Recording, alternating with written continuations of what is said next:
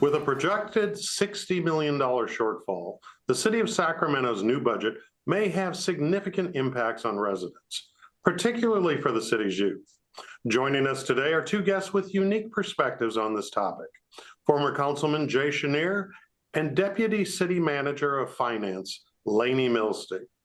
Leyne, describe the fiscal conditions facing the City of Sacramento and the significance of the decisions that the city is going to have to make in the coming weeks. Thank you, Scott. This isn't a surprise to anybody. We've been projecting this deficit for a good year, knowing that the costs of city services continue to climb. And while our revenues are continuing to grow, they're just not growing fast enough to cover the growth of our costs. And these are costs to provide core city services that all of our residents have come to expect and depend on: police, fire, parks, youth, code enforcement. So we're really challenged this year, and I'll be honest, it's $66 million, so a little bit bigger. That it is a challenge because we really need to focus on those services for which we receive funding and those services for which our residents expect that we're going to deliver to them. Okay. Jay, as the former city councilman who championed a number of programs over the year, but one in particular was the creation of Ride-Free RT.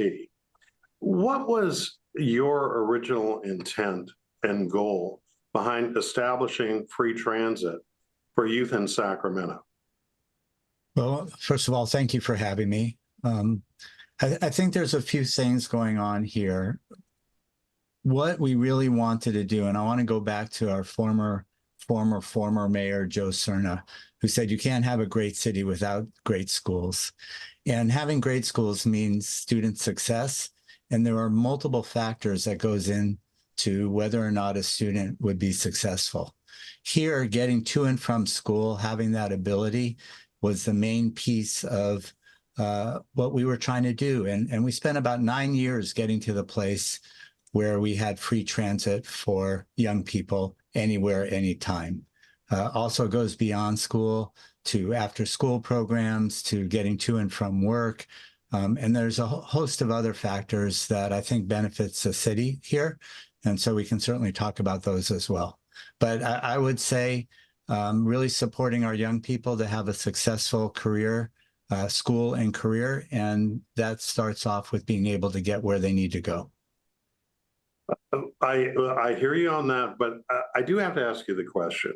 You have been identified as somebody who really cares about a number of the programs that serve youth. And this one in particular is one that is under consideration for being cut. But given what Leyne was sharing at a few minutes ago about that while revenues are growing, the needs and the costs are growing faster. Doesn't everything have to be on the table in order to make the tough decisions? Should there be, areas that just are untouchable? Well, I think it's really a matter of priorities, and that's where we probably differ, or where I differ from those who are running the city at this point. I think that the people of Sacramento have clearly stated that youth are our priority. I think that, it's really important that we look at our budget and say, these are our values. And so coming forward and saying, we're going to eliminate this $1 million that we fought for years really to get into the budget. And we have a wildly successful program. I think we also need to look at our ROI. You say, yeah, I was going to say, you say it's wildly successful.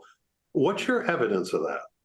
So prior to COVID and prior to this program, RT was doing about 1.5 million rides per year for young people. This year, we'll be finishing up June 30th at about 4.2 million rides. So you've got about 2.5 times the amount of students that are riding. Now we can start, if you want to go into the benefits on this when we talk about public safety. Yeah, I do, actually. Yeah. So let's talk about public safety. Kids can get to where they need to be. Let's talk about climate. If we can get people out of their cars and particularly for young people, change culture and habit so they become lifelong transit riders, that's a huge benefit to the city and helps us meet our climate goals that the city has put forward. If we talk about traffic congestion, the more young people we have out of their cars and onto public transit, the less traffic congestion that we have. We know our roads are in terrible shape. Let's give them a break and get kids into buses and light rail. Economic development is huge, and I think that's been a city priority, certainly since I was on the city council. Getting kids trained, getting them into after-school jobs, internships, that's all very important.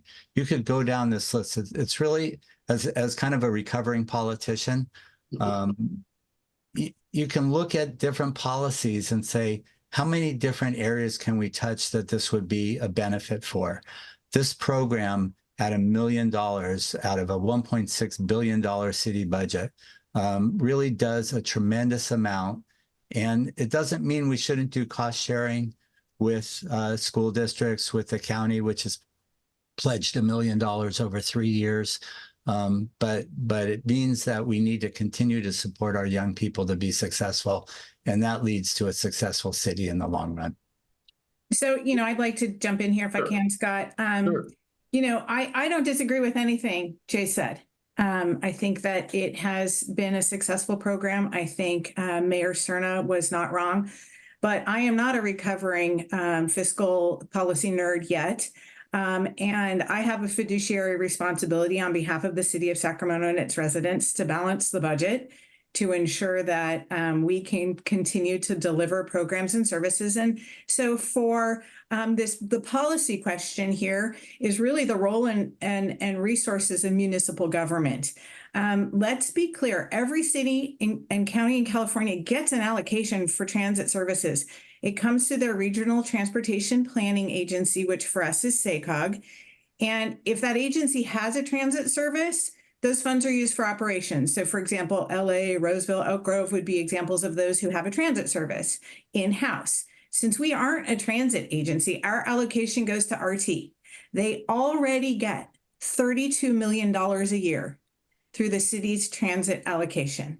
It just really doesn't make sense for a city that doesn't provide transit when there's a separate kind of regional transportation agency that receives our city's funding for us to pay even more.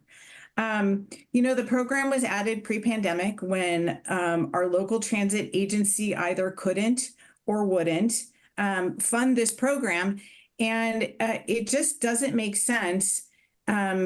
It was kind of inappropriate then from this policy perspective for the city to be funding it. And it's even more so now, given our budget challenges. Again, it's a good program. The city's effective pilot has proven that increased ridership is getting kids to school and decreased truancy, the flip side of which school districts have increased ADA, so that we're increasing their resources. My understanding is also that they have access to home to school transit funding. So now there are several, 3, RT's allocation, school district ADA, home to school transit funding, 3 options, 2 from school districts that have benefited from the city's investment that we could look to help the city out. I'll tell you, one of our elected officials said to me the other day, I feel like the city has a tendency to step in and help when times are tough, but then we get a target on our backs when we don't have the funds to continue a program. How fair is that? We have piloted it. We've shown it successful. We're already funding these things. And I'm going to add a 4th. Measure A, which is a local add-on sales tax for transit funding. RT receives substantial Measure A resources, and it includes a specific provision in the 2009 measure that those funds can be used specifically for this purpose. So it's just, when we're facing a $66 million deficit, and let's be clear, it's going to get bigger next year because the ways we've proposed to close the deficit are using a combination of ongoing and one-time money. anything we do with one-time money will replicate itself, and every person who works for the city gets more expensive in the following year. That's just undeniable. So costs are going to continue to increase. So it's just a challenge seeing that the city can't continue to subsidize RT in the school districts at the expense of core city services. That's really where we're at. It's not that it's not a great program, and it's not that we shouldn't have it. And I think that if folks have a chance to go back and look at the council meeting from last night, they will see that all of our elected officials think this is a program that should be continued, just potentially not at the expense of the city, at the place where there is the benefit to our schools through the school districts, and to RT through their ridership. Right. So I did say that we should have shared costs, but doing it kind of at this moment doesn't really work, because you're not going to get it done in time for the budget, and passes need to go out. Couple points I want to make, and it's really about core values and priorities. And sometimes we lose what we did. And so I want to bring it back just for a minute. The city, when I was there, passed a youth development plan. In that plan, it had the core value of eliminating systemic barriers that prevented young people from being successful. Transportation is a huge part of that. In the mission statement, it says that the city will lead collaboratively and work with other partners to get many of these things done. Again, both of those things, I don't know where that was taken into consideration. I don't know where the city, if they did, reached out to youth development providers, those who know the young people best. I will tell you that RT, if they were paying full freight for each of the young people, the 4.2 million, they are already subsidizing this program by close to $10 million if they were paying full fare. So I think that we can certainly look at how we work better with the county, with other school districts, with other cities. But these are our children, and we have a responsibility to make sure that they're successful. And I want to come back to that core value, and it's around priorities. I understand budgets. I understand that we are in a world of hurt at $66 million on a deficit. I know the city signed contracts, and that raised the amount we were paying to employees by about 45 million or so. So it's not like there's not money out of the $1.6 billion city budgets. The real issue is, where do you put those dollars that you do have? And again, I think this should be a priority for the city. It's really necessary. And when you talk to young people and see what they've done, 25% of the ridership at RT are now kids. 25%. We started at about 8% prior to this program. That's a huge increase. So let's talk to RT, certainly, about what we can do together. Let's talk to the school districts, but don't put it on the back of them this year. Let's take our time and do that. Well, hold on. Let me get in here for a sec. Jay, I have to ask the question, because if Leyne's explanation that cities like Elk Grove are their own agency, as opposed to RT, which Sacramento passes funding down to, speak to the case of the fact that if RT is already getting pass-through funds from the city of Sacramento, haven't they done enough? Well, first of all, I don't think we can ever do enough for our young people. So I want to be really clear about where I am on that. Okay. If we don't take care of these young people who are incredibly articulate, and there's other examples of what the city has done, which I'd love to come back to show the value or non-value of young people in the city's eyes. But and Elk Grove, RT serves Elk Grove. They've taken over the bus system in Elk Grove. I know that RT has done a wonderful job over the last 10 to 12 years with Henry Lee as their general manager, righting the ship, because they were close to being bankrupt. But it's hard, and they're in better shape than most transit agencies across the country. And they've actually won awards for what they do in their management style, in their management and operations. And we need to reward them for that. but I don't know that they have enough money to subsidize this program more than they're doing now. I think $1 million is a small amount of money when you consider the entire budget. If we're going to wean them off of it, let's do it over a period of years. Let's talk about that and how we do it. Bring the superintendents together. Doing it at the last minute is not good. And it would have been great to involve the providers of youth services in the city in the decision-making early on. Before, Leyne, I want to get you in here, but before you do, Jay, you alluded to something a few moments ago about other examples of how the city does or does not value young people and youth. You open that door. I need you to walk through it. We want to hear what you're talking about there, because that was kind of a statement, and you didn't go completely there. So, what's behind that? Well, just a few examples. I'm happy to give. One is something that we did in the last couple years of my tenure on the council was we created a waiver program for sports fields so that young people wouldn't have to pay the cost on sports fields. And we did that. This really aligns with the work that the very good work that the city has done around equity. And it allows teams and individual young people to reserve those fields at no cost. I think that's a really important piece. Again, you could point to public safety when kids are busy in those after-school hours, and you can certainly point to equity on that. What I believe the city's budget has done, and I haven't read all 538 pages that closely. I think I've tried to go through it as much as I can. The city has taken away that waiver ability and actually is proposing to raise those fees.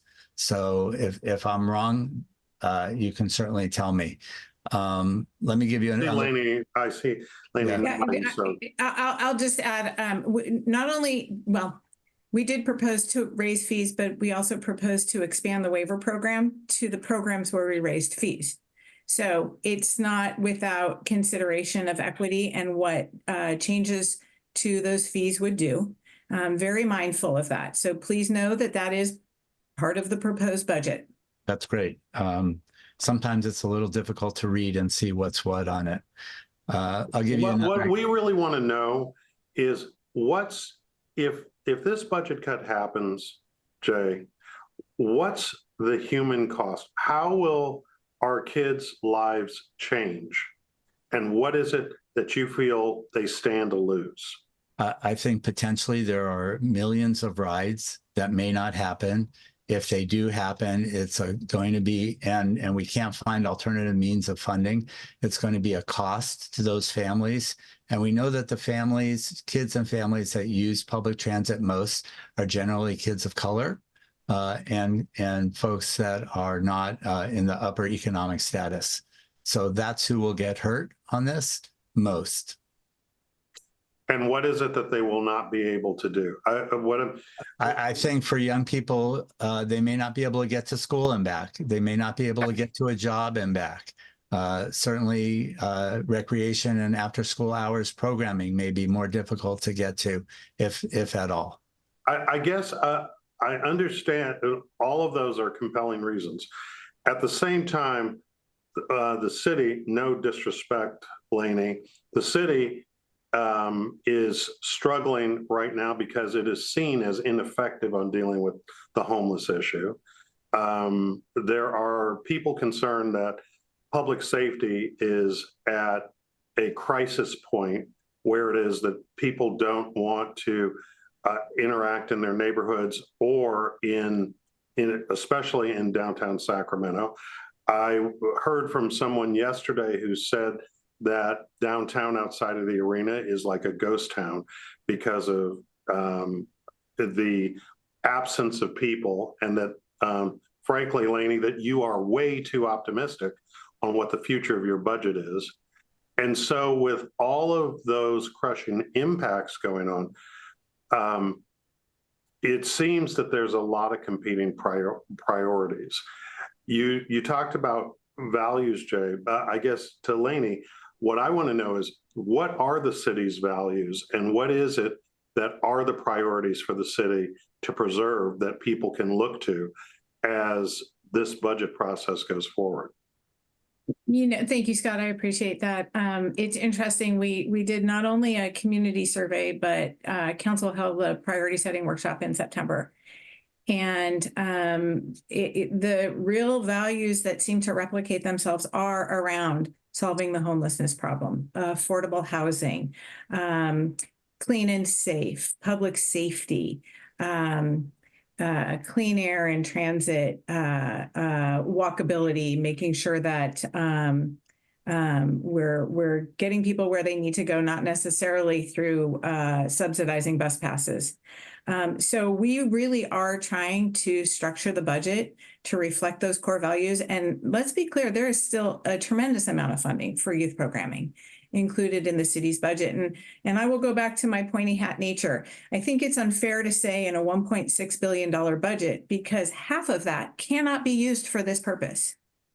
So yes, Why not? Why not? Why not? Because they are fees collected for specific services. For example, when you pay your garbage bill, I can't take that money and use it for ride-free RT, and that's included in the $1.6 billion number. So the color of money, we call it, is really important. Half of that number cannot be used for this purpose.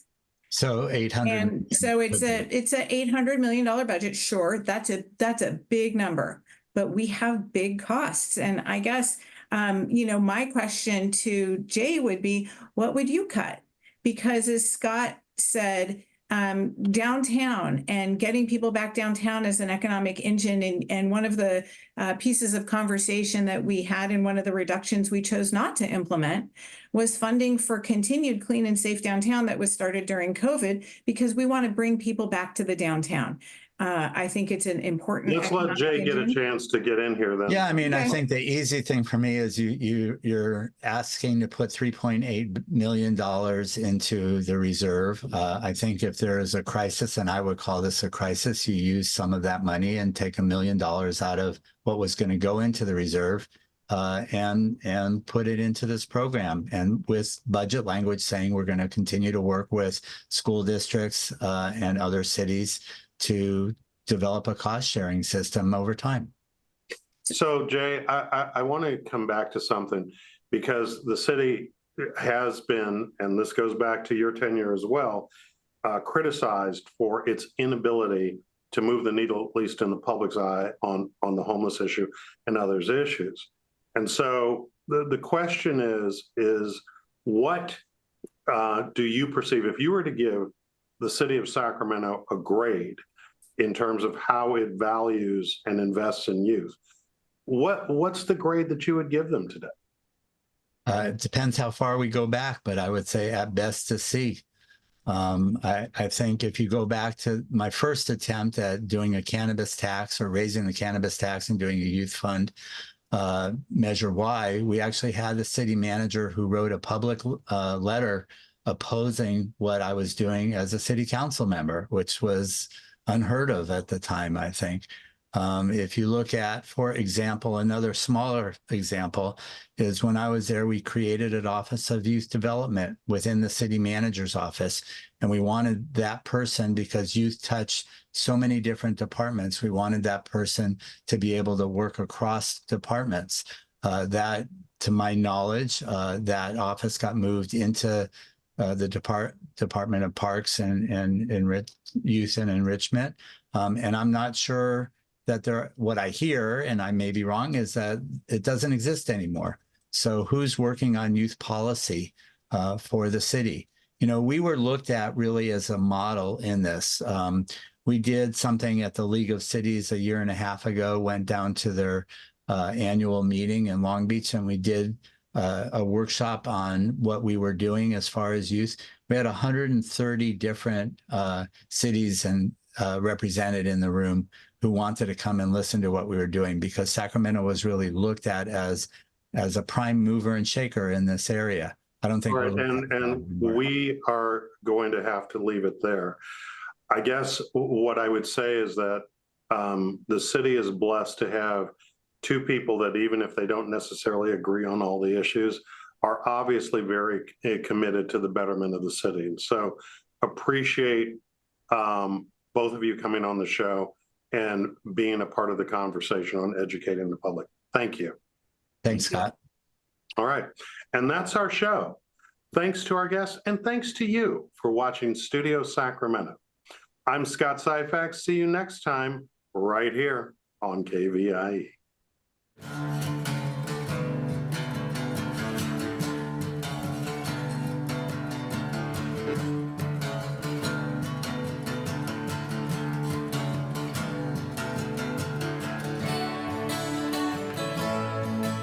All episodes of Studio Sacramento, along with other KVIE programs, are available to watch online at kvie.org/video.